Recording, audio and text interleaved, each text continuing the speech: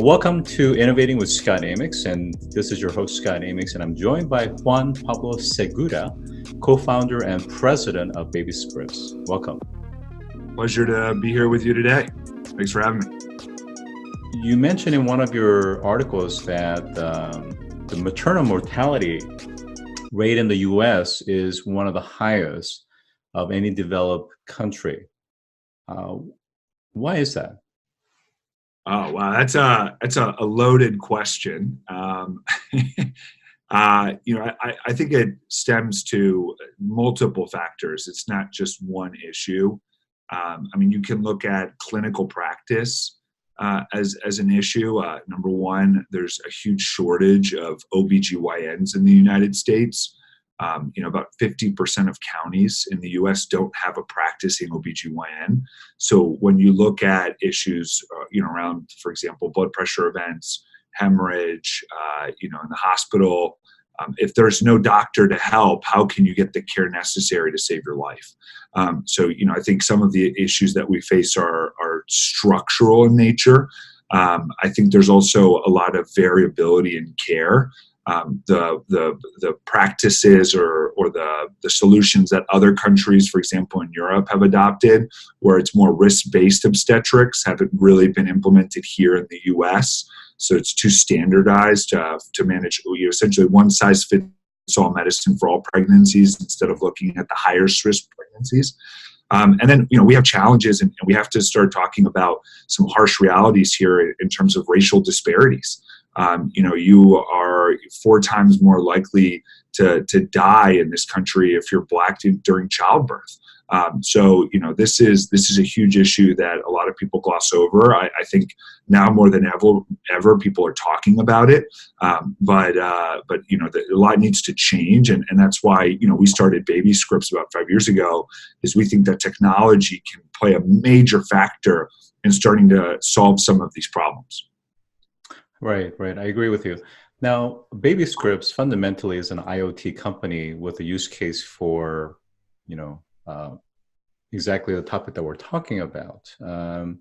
Just curious to know about the journey that brought you to Babyscripts, and I'm surprised that, it wasn't co-founded by a woman. We get that we get that question a lot, and it even gets a little bit more granular. When we started the company, it was 2 bachelors that started a pregnancy company. So, we've had to explain ourselves quite a bit. Number one, you mentioned we're an IoT company. We started Babyscripts. Initially our journey into healthcare came through IoT, really with the hope that, pervasive, commoditized, internet-connected medical devices could really play a major factor in solving certain problems here in the U.S. In healthcare. We were driven into pregnancy, though, actually very personal. I come from a very big Hispanic Catholic family, 6 kids, and my mom actually had 3 miscarriages growing up. And I'll never forget, as a kid, witnessing and seeing my mom, it was very emotional, obviously very tough. And one of the things that really jumped out at me was that there never was an answer. There never was a concrete kind of, this is why the miscarriage happened. This is why there was a problem. And so when I thought about where did I want to do or build a company in healthcare with IoT, I just couldn't stop thinking about my mom. And women everywhere. A third of pregnancies end in miscarriage, right? And so when you start thinking about the problems, questions, there wasn't a company in women's healthcare focused on IoT and pregnancy. And I said, you know what? If it's got to be 2 bachelors that are going to start something like this, it's going to have to be 2 bachelors. So we started the company about 5 years ago with a lot of that in mind. Yeah. I think that story really resonates with the listeners. The fact that you personally experienced it, you know what that's like. And this notion of just kind of being in the black in terms of dark, in terms of what caused that and how do you ensure that it doesn't happen again? And I think that's the transparency that Babyscript is trying to provide. Tell us about kind of that 4th step of, embedding their clinical education materials into the system, enrolling them into the mobile app, and then giving them that mommy kit, and then measuring the remote data, and then having notification that adjusts their care. So Sure. walk us through that process. Yeah, so I think first and foremost, important to kind of talk about Babyscripts is what are we trying to do? And so what we're trying to do with Babyscripts is we're trying to make prenatal care available at any time and at any place through both mobile or smartphone experiences and IoT remote monitoring experiences together combined on one platform. And so how we do that is we primarily work with physician practices, health systems. They give Babyscripts to every single one of their pregnant patients that are confirmed pregnant in an outpatient setting. And as you mentioned, there's a couple component parts. So we have a smartphone app that essentially is it shares education. So it's customized education from the provider to the patient, really eliminating the whole Dr. Google dilemma out there where, moms have 20 different direct-to-consumer apps that they've downloaded. They're Googling problems or questions that they have. Essentially, the smartphone app of Babyscripts eliminates the whole confusion as to what's good information in pregnancy. And then the second part of Babyscripts, and really what's put us on the map, is not just an app, but actually offering a remote monitoring experience that's fueled by what we call mommy kits. So depending on the risk of the patient, we have 6 different products that all focus on a specific risk category. So if you're hypertensive, if you're diabetic, if you have high socioeconomic risk, you'll get put on one of our 6 unique experiences where, we might ship you a mommy kit that has a blood pressure cuff inside or a weight scale that are all connected via Bluetooth or cellular back to the doctor. So the second that you take your blood pressure at home, that data point goes to the cloud, and if anything's wrong, we can alert your doctor in real time so that the doctor can intervene. And that's really the core part of the remote monitoring that we do. So it's really the smartphone and the devices together that allow us to essentially move care into the patient's home. Talk about the dimensions of measurements that you guys are capturing. So blood pressure, definitely. Weight, blood sugar for diabetics. And then there's actually one of our experiences we call the Care Navigator that is actually very focused around social determinants. So understanding patients' challenges at the community level and actually triaging those problems back to a provider, a care management team. So it can be everything from, understanding food insecurity, stable housing, access to transportation. And then we also look at behavioral potential problems, right? So evaluating for postpartum depression. So it's physiological features as well as behavioral or social determinant oriented information data points as well. So on the social and the behavioral, it's not that your staff is equipped to do that, but rather you're providing a venue for back to the caregivers, the obstetricians or the physicians and the staff to be able to actually administer some of these social services. Is that right? Yeah, exactly. So what's pretty interesting is, we talk a lot about some of the challenges to accessing care in this country.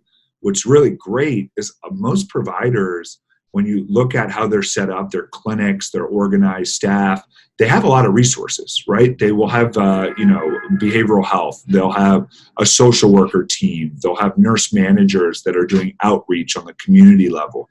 The problem is that a lot of these patients either don't make it to the clinic, they can't get there for a variety of reasons, might be work-related, transportation-related. So a lot of what we're trying to do is, hey, we have this whole digital app experience that can start asking the same questions that might be asked in the clinic at home or at work by getting those data points at home or at work. Essentially, we can better steer patients to the right resources if they can't get into the office in the first place.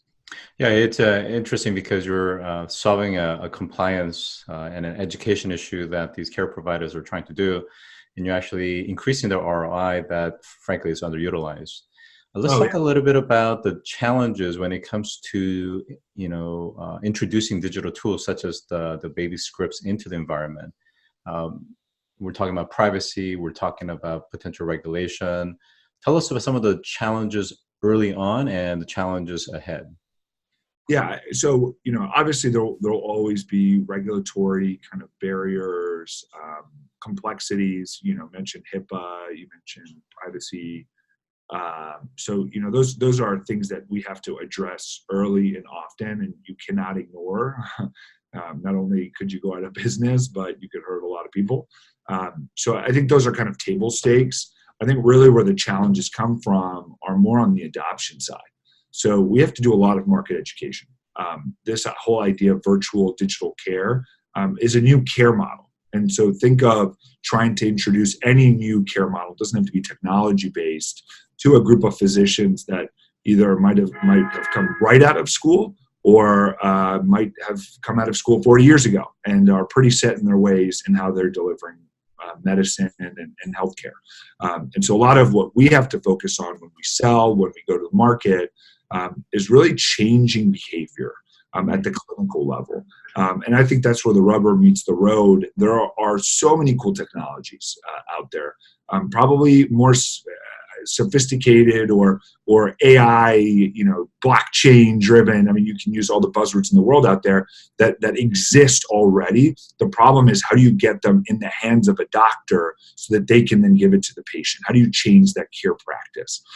And so really, I think the difficulty in digital health is not convincing someone that this cool piece of technology can make a big impact. It's really making sure that this can actually be implemented. And so that's where we've put a lot of our energy and resources into. We've done some pretty unique things. For example, we've done controlled randomized trials. When you think about, hey, how do you communicate with physicians? How do you change care protocols? The currency in healthcare is research, right? If you can't back what you're saying with research, very few people are going to listen to you. So we've spent the first 3 years of the business, we actually didn't commercialize. We did research, hard research at George Washington University Hospital to confirm the premises of Babyscripts. And so I think it's a tough slog in healthcare. If anyone thinks that they're going to get rich quick by having an app and hoping that it gets adopted at a doctor's office, something's going to come to you, and it's not going to be a lot of money. I think it's going to be a zero in the bank account. I think that those are the steps that people have to take and the realizations that they have to have for this to be successful. So that's a good segue to our final question, which is, what was your greatest product innovation failure?